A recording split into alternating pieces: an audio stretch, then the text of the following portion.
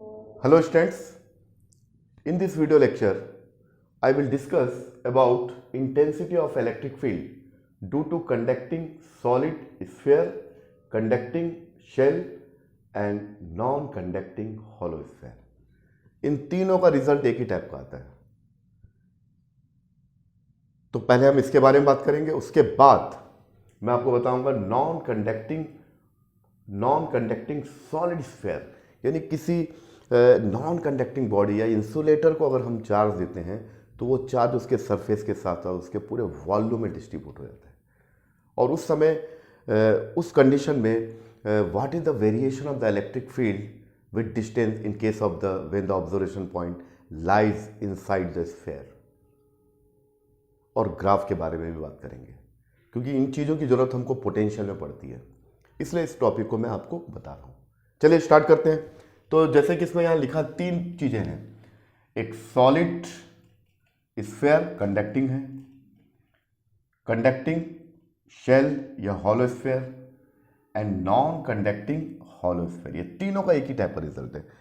अच्छा, एक चीज़ ये है, किसी भी कंडक्टिंग बॉडी को अगर वो हॉलो हो या सॉलिड हो, अगर आप चार्ज दोगे तो this charge is the distributed over the surface, ये पूरे सरफेस में डिस्ट्रीब्यूट हो जाएगा, चाहे वो सॉलिड हो, चाहे वो शेल की शक्ल का हो या फिर हॉलो स्फीयर हो। तो ये चीज़ तो आपको मालूम होगी।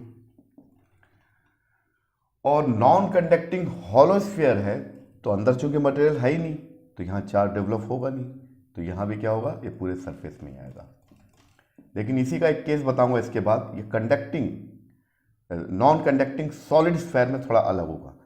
अच्छा, तो ये तीनों डायग्राम बना दिया, तो इससे ये पता चल रहा है स्टूडेंट कि हम जो भी चार्ज देंगे this charge is distributed over the entire surface, पूरे सरफेस में डिस्ट्रीब्यूट होगा।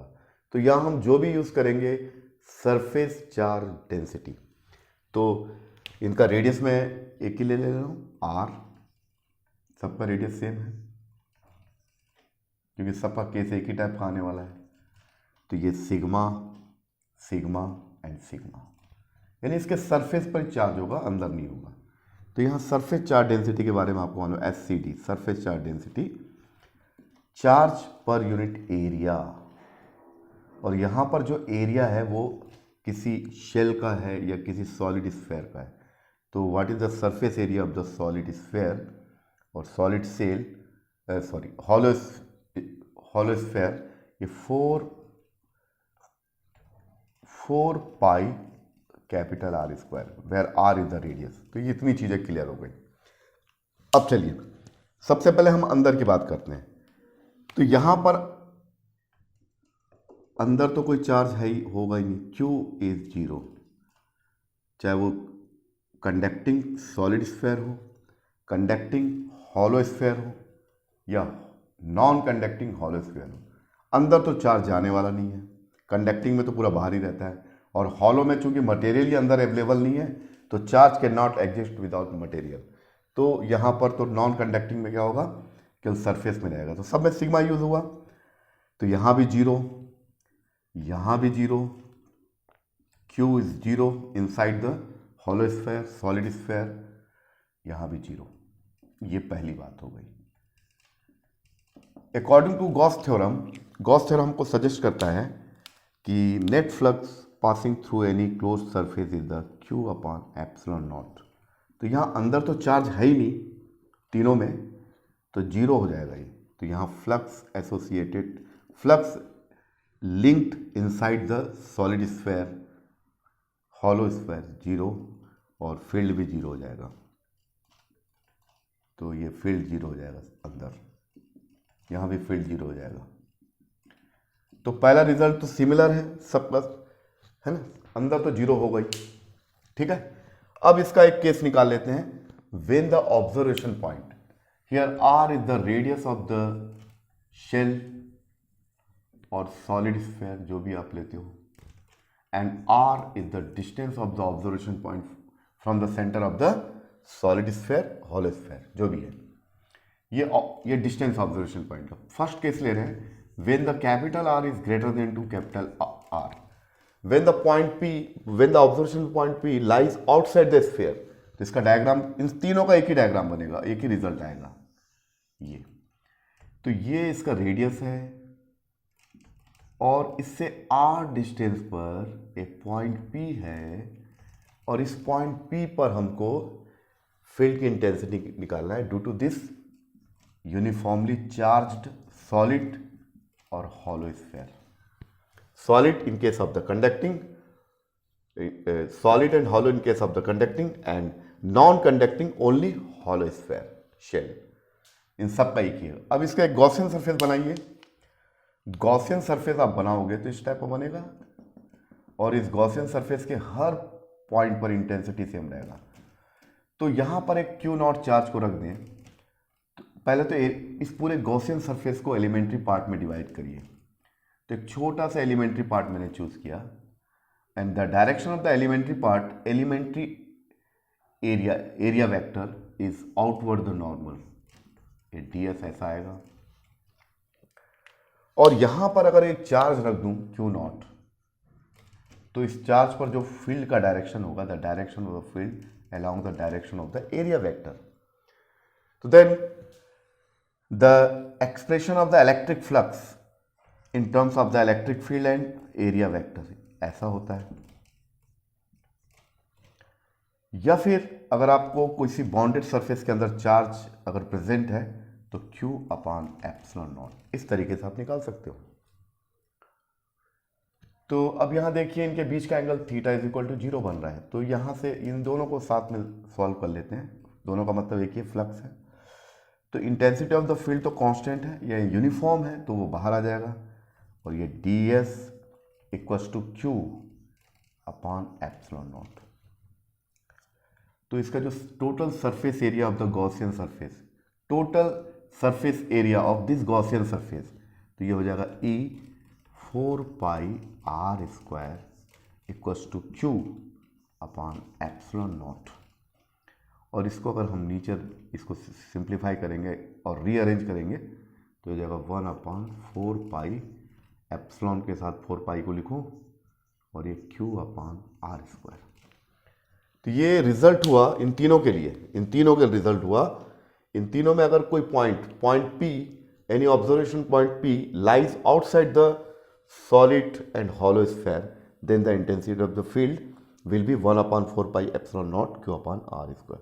But we want to express the intensity of the field in terms of the sigma. इसको हम सिग्मा के टर्म्स में लिखना चाहते हैं, तो लिखिए क्या हो जाएगा। ये डायग्राम तो आप मिटा देते हैं, तीनों को सेम रिजल्ट है। तो इसको हम सिग्मा के टर्म्स में लिखना चाहते हैं क्योंकि जो चार्ज डिस्ट्रीब्यूशन है लेमडा सिग्मा एंड रो, यहाँ रो तो आएगा नहीं क्योंकि उसके सरफेस पर ही चार्ज है। तो here Q is sigma equals to Q upon charge पर unit area, area is the 4 pi capital R square, R is the radius of the shell और solid sphere, then Q equals to sigma into 4 pi R square, then the intensity of the field when the observation point lies outside the sphere or shell will be 1 upon 4 pi epsilon naught and Q upon small r square. तो then 1 upon 4 pi epsilon naught Q की जगह इतना value रखो sigma into 4 pi r square upon r square. तो 4 पाई ये cancel हो गया, तो then sigma capital R square upon ये हो गया आपका एप्सिलॉन नॉट R और ये R स्क्वायर। तो ये तो पूरा कांस्टेंट हो गया। तो then E when the observation point lies outside the sphere the field varies, ये हो गया आपका डायरेक्टली 1 अपॉन R स्क्वायर। तो ये इसका एक्सप्रेशन आ गया। हाँ, अब चलिए सेकंड केस तो ऐसे ही बन जाएगा। When the observation point lies on the sphere और hollow sphere, तो यहाँ पर स्मॉल r की जगह कैपिटल R रख दीजिए आप। तो ये intensity of the field when the small r and capital R will be same, in this case will be same हो जाएगा। तो ये कितना हो जाएगा 1 अपॉन 4 पाई एप्सिलॉन, वो रिजल्ट है क्यू और स्मॉल आर की जगह कैपिटल आर लिख दीजिए आप, तो ये फाइनली आ जाएगा 1/4 पाई, लेकिन हमको क्यू के टर्म्स में नहीं लिखना, सिग्मा के टर्म्स में लिखना है। तो क्यू की जगह सिग्मा लिखिए into 4 pi capital R square upon और नीचे आर स्क्वायर, तो ये पूरा कैंसिल हो गया, 4 से कैंसिल हो गया, तो सिग्मा अपॉन एप्सिलॉन नॉट। तो ये आपका आ गया ऑन द सरफेस। तो जो 3 डायग्राम बनाया था, तीनों का एक ही रिजल्ट, अंदर 0 होगा, इनसाइड द स्फीयर और solid sphere the field will be 0, चाहे वो conducting, solid and hollow, and non conducting, hollow sphere.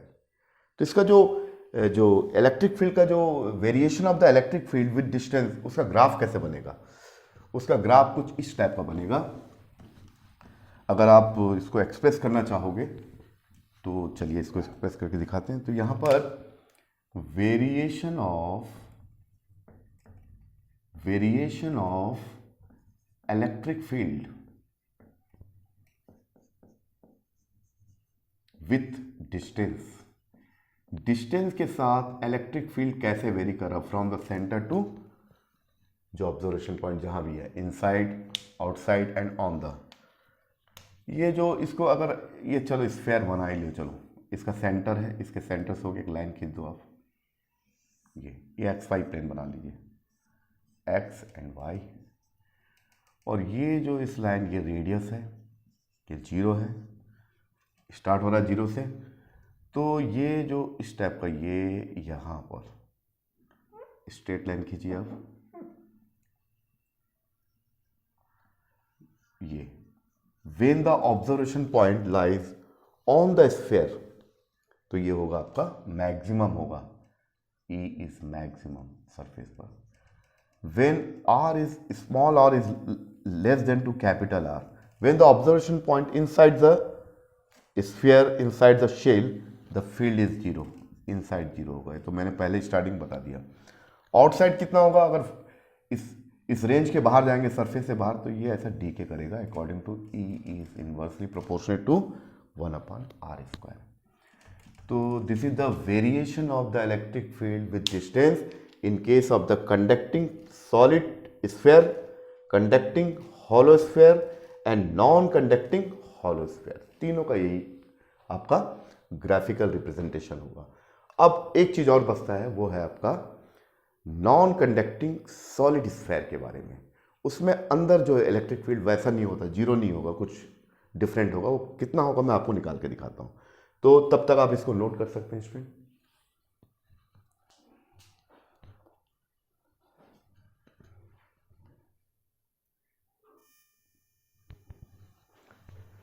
चलिए स्टूडेंट, एक और केस बचा हुआ, ये बड़ा इंटरेस्टिंग केस है, इसको जानना चाहिए, पोटेंशियल में भी काम आएगा। इसके एक्सप्रेशन को हम पोटेंशियल में भी यूज कर सकते हैं, पोटेंशियल इलेक्ट्रिक फील्ड के थ्रू निकाल सकते हैं अपन, E is equal to -dV/dr। खैर, अभी हम बात कर रहे हैं intensity of the electric field due to the non conducting solid sphere. अब यहां देखिए, ये नॉन कंडक्टिंग सॉलिड स्फीयर है, तो जब इसको आप चार्ज दोगे तो चार्ज को मैं पूरे वॉल्यूम में दिखा रहा हूं, यानी ये चार्ज पूरे वॉल्यूम में डिस्ट्रीब्यूट होगा, ठीक है। यहाँ पर चार्ज है, यहाँ कुछ अलग होगा, हर पॉइंट पे अलग अलग होगा, जितना होगा वो डिपेंड करेगा कितने डिस्टेंस पर है। तो यहाँ पर हम लोग जो यूज़ करेंगे वो आपका rho is the volume charge density, और ये होगा चार्ज पर यूनिट वॉल्यूम, और इसका रेडियस अगर मैं r सपोज कर लूँ तो rho will be Q/4/3 pi capital R³ and ये आ गया, ये इसका रो आ गया, पर यूनिट वॉल्यूम में इतना चार्ज डेंसिटी है इसका, ठीक है। अब चलिए, अब इसमें दो केस दो सिमिलर हैं, जैसे कि पहले बताया था। ये इसका जो दो केस है, ये आपका कैपिटल R और ये ऑब्जर्वेशन पॉइंट है, तो इसमें बाहर है और ये सरफेस पर है, इन दोनों का सेम रहता है। उसको लिख देते हैं, उसको करने की जरूरत नहीं है। When the observation point lies outside the sphere, तो ये हो जाएगा 1/4 पाई एप्सिलॉन नॉट Q/स्मॉल r²। लेकिन ध्यान रखना है कि ये वॉल्यूम चार्ज डेंसिटी, वहाँ सिग्मा नहीं है क्योंकि इसके सरफेस में ही चार्ज नहीं है बल्कि अंदर भी चार्ज है, तो then now we will use the Q की जगह ये रखेंगे, ठीक है, वो तो बाद में रख लेंगे। उसके बाद देखिए E equals to the intensity of the field when the point lies on the sphere then small r and capital R will be same. तो इस कंडीशन को रखोगे तो ये आ जाएगा, क्यू की जगह बाद में अभी रखता हूं मैं, और कैपिटल R। न्यूटन पर कूलम में यूनिट लिख नहीं रहा हूं, आपको मालूम होगा इसका यूनिट क्या है।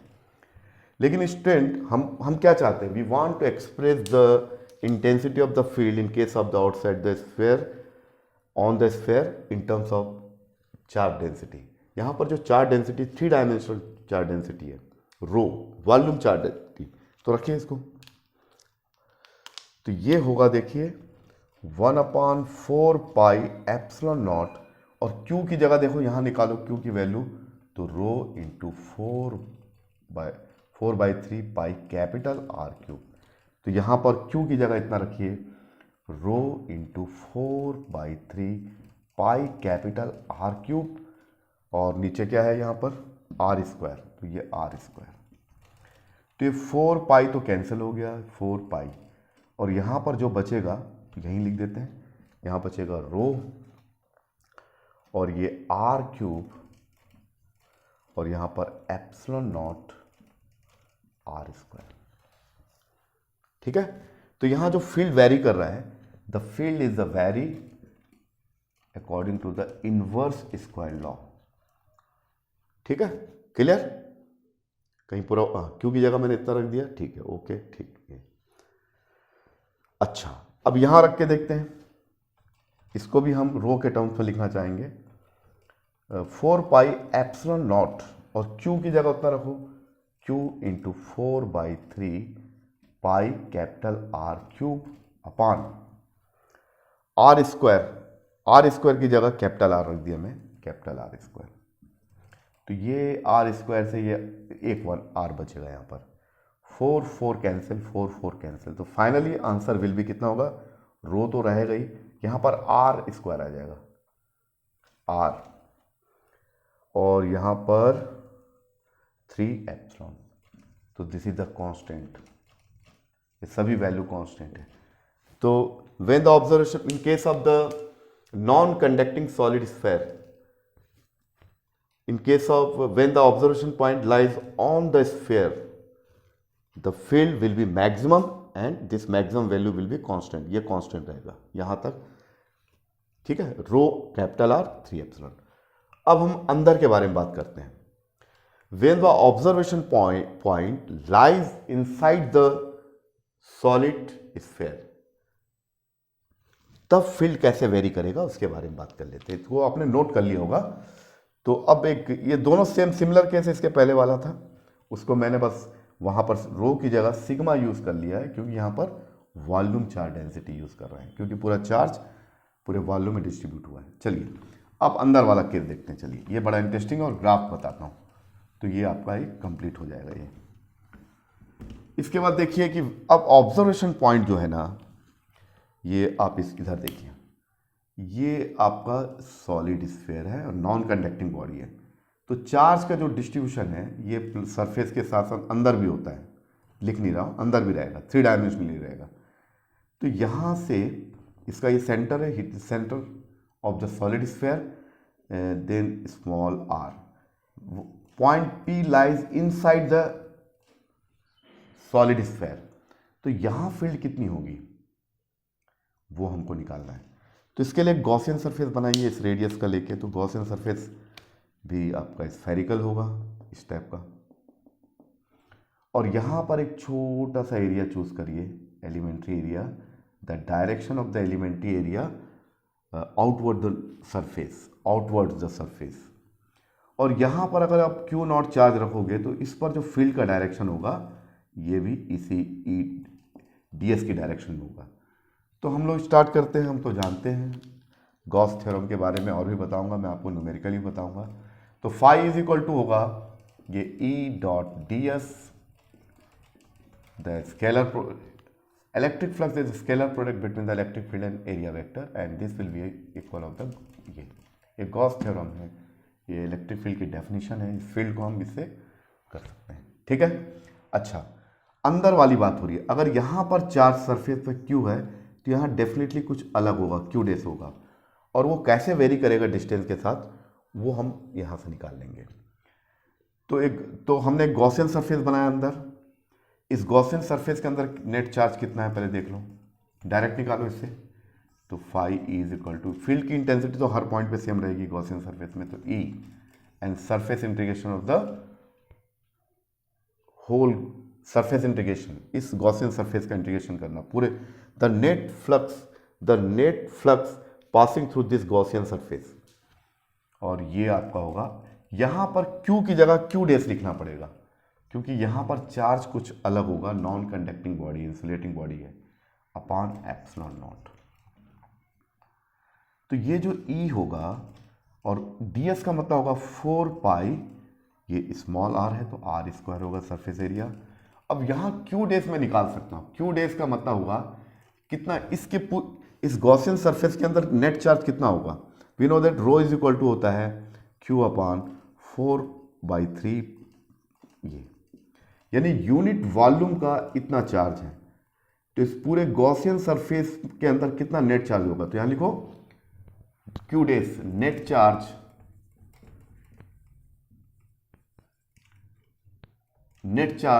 एनक्लोज्ड इन गॉसियन सरफेस, तो ये इजीली निकाल सकते हो। तो यूनिट वॉल्यूम का कितना है रो, और उसका टोटल वॉल्यूम कितना है 4/3 पाई स्मॉल r क्यूब। बस आ गया, Q डेस की वैल्यू यहाँ रखेंगे, Q डेस अपॉन एप्सिलॉन, इस इक्वेशन में रख देंगे तो आ जाएगा। तो इसको अभी सॉल्व करेंगे, पहले यहाँ Q डेस निकाल लेते हैं। Q dash equals to rho, हाँ राइट, बस खत्म, यहाँ रखो आप। तो intensity of the field 4 pi r square equals to Q dash हो जाएगा rho into 4/3 pi r cube upon epsilon naught. तो ये 4 तो कट गया इससे, पाई भी इससे कैंसिल हो गया, ये r स्क्वायर यहाँ से कैंसिल होगा, यहाँ r बचेगा। तो इंटेंसिटी ऑफ द फील्ड हो जाएगा, देखिए इनसाइड, ये when the observation point lies inside the sphere, और यहाँ पर आएगा रो तो रहेगा ही, और यहाँ r बच रहा है, और यहाँ पर 3 एप्सिलॉन नॉट। तो this is a very interesting result, बहुत इंटरेस्टिंग रिजल्ट है। ये रिजल्ट आपको सजेस्ट करता है अगर नॉन कंडक्टिंग और सॉलिड स्फीयर है तो अंदर फील्ड कैसे वेरी करेगा। तो here E equals to rho upon 3 epsilon naught 0, this is the constant, and r, तो E is the varies linearly with r, यानी जैसे जैसे सेंटर से सरफेस की ओर जाएंगे, व्हेन द डिस्टेंस, ये अच्छा यहाँ पर when r equals to 0 at the centre of the solid sphere, at the centre of the sphere, at the centre of the sphere, तो r 0, the field will be 0, क्योंकि centre of the mass negligible है, तो मास ही नहीं है, तो वहां पर कोई चार्ज होगा ही नहीं। तो ये इसका मतलब क्या हुआ कि अंदर जो होता है E inside is vary r, field varies as linearly with distance, यानी लीनियर फॉर्म से बढ़ता है, प्रोपोर्शनेट फॉर्म से बढ़ता है ना, राइट। अब इसका ग्राफ बना लेते हैं, चलिए इसका ग्राफ बना लेते हैं। तो चलिए ग्राफ बना लेते हैं, variation of the electric field, ये ग्राफ बना लेते हैं। तो ये इतना रिजल्ट आ गया हमारे पास। तो यहां पर लिख लेते हैं variation of electric field, variation of the electric field with distance. तो अब देखिए, बड़ा वैसे बना लीजिए, आप स्फीयर बना लीजिए ताकि समझने में इजी पड़ेगा। ये लाइन खींच दीजिए, ये सेंटर है, और ये ऐसा, ये r को रिप्रेजेंट कर रहा है, variation of the electric field with distance.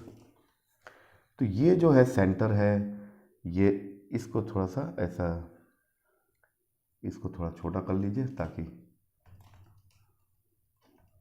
ऐसा बनाइए।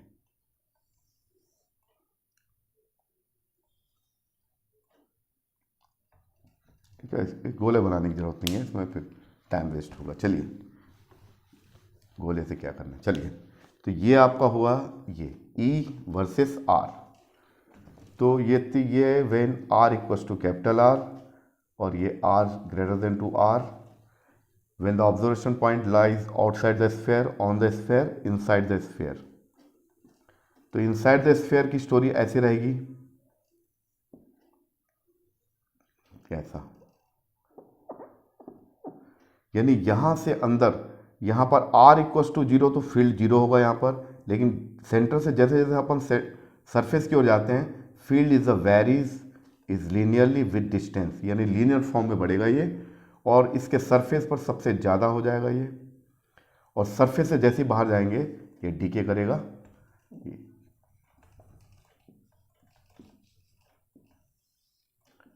E is equal to 1/r², वहाँ पर r² आया था। ठीक है, तो ये आज का लेक्चर है। तो इससे आपको क्या हेल्प मिलेगा? Conducting sphere, conducting hollow sphere and non conducting hollow sphere का ग्राफ एक ही टाइप का रहता है, केवल एक ग्राफ डिफरेंट होता है, वो है आपका नॉन कंडक्टिंग सॉलिड स्फीयर। उसमें अंदर फील्ड ऐसे वेरी करता है, E is directly proportionate to R। ये बहुत इंपॉर्टेंट रिजल्ट है। इसी रिजल्ट के बेसिस पे जब पोटेंशियल वाला टॉपिक आएगा तो उसमें इस रिजल्ट को यूज़ किया जाएगा। इसका ग्राफ भी बहुत इंपॉर्टेंट है। तो ये आज हमारा एक छोटा सा लेक्चर था। इस लेक्चर का जो मकसद था कि जो स्फीयर के अंदर फील्ड कैसे वेरी करता है, तो एक ही डिफरेंट है, बाकी तीन का तो सेम है। तो उम्मीद है कि ये वीडियो लेक्चर आपकी समझ को बढ़ाने में कुछ हेल्प किया होगा। नेक्स्ट लेक्चर में हम गॉस थ्योरम से रिलेटेड कुछ न्यूमेरिकल प्रॉब्लम, जैसे कोई चार्ज अगर किसी क्यूब के सेंटर में है, फ्लक्स और गॉस थ्योरम को मिला के हम कुछ न्यूमेरिकल आपको बताएंगे जो आपके एग्जामिनेशन के पॉइंट ऑफ व्यू से बहुत इंपॉर्टेंट है। ठीक है, इसी के साथ हमारा लेक्चर खत्म होता है। अगर आपको ये मेरा वीडियो पसंद आया तो चैनल को सब्सक्राइब करिए, लाइक करिए और अधिक से अधिक लोगों तक शेयर करिए जो नीट या IIT की तैयारी कर रहे हैं। ओके, थैंक यू, फिर मिलते हैं।